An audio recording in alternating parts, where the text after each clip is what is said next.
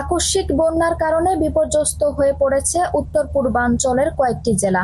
ইতোমধ্যে 11টি জেলায় বন্যার পানিতে তলিয়ে অচল হয়ে পড়েছে 21.6% টাওয়ার।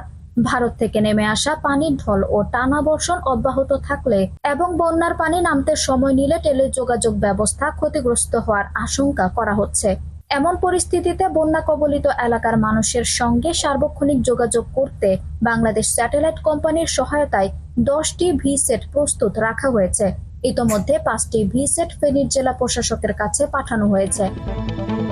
বৃহস্পতিবার 22 আগস্ট বিকেলে সরকারের ডাক ও টেলিযোগাযোগ বিভাগের পক্ষ থেকে এসব তথ্য জানানো হয়।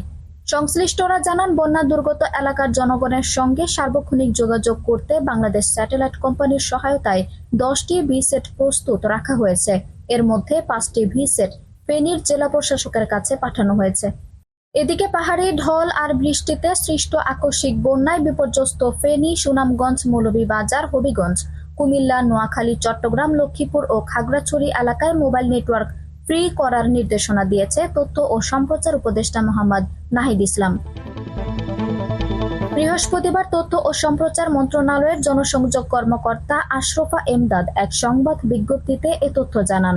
এ বিষয়ে উপদেষ্টা মোহাম্মদ নাহিদ ইসলাম বলেন, বন্যা দুর্গত এলাকার 13% সাইট ডাউন আছে। কয়েকটি উপজেলায় অপটিক্যাল ফাইবার ড্যামেজ হওয়ার কারণে নেটওয়ার্ক বিচ্ছিন্ন হয়েছে। বিদ্যুৎ বিচ্ছিন্ন হয়েছে বেশ কয়েকটি এলাকা। তিনি বলেন, নেটওয়ার্ক একেবারে বিচ্ছিন্ন হলে 10টি ভি-সেট প্রস্তুত আছে। সংশ্লিষ্ট এলাকায় মোবাইল নেটওয়ার্ক ফ্রি করতে নির্দেশনা দেওয়া আছে।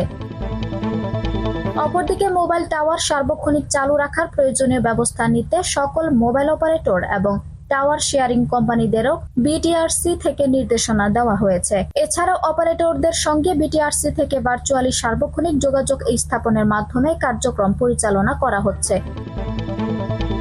দুর্যোগপূর্ণ অবস্থায় টেলিকম অপারেটরদের সাইট সচল রাখতে নিরবিচ্ছিন্ন বিদ্যুৎ সংযোগ নিশ্চিত করতে প্রয়োজনীয় সহায়তা এবং বিদ্যুৎ সঞ্চালনের বিষয়টিও সমন্বয় করা হচ্ছে। একই সঙ্গে টেলিকম অপারেটরদের নিজস্ব নেটওয়ার্ক ব্যবস্থা অটুট রেখে পর্যাপ্ত পাওয়ার ব্যাকআপের ডিজেল জেনারেটর পোর্টেবল ব্যবস্থা গ্রহণ করা হয়েছে। আঞ্জুম হক আরবি, টাইম নিউজ ডেস্ক।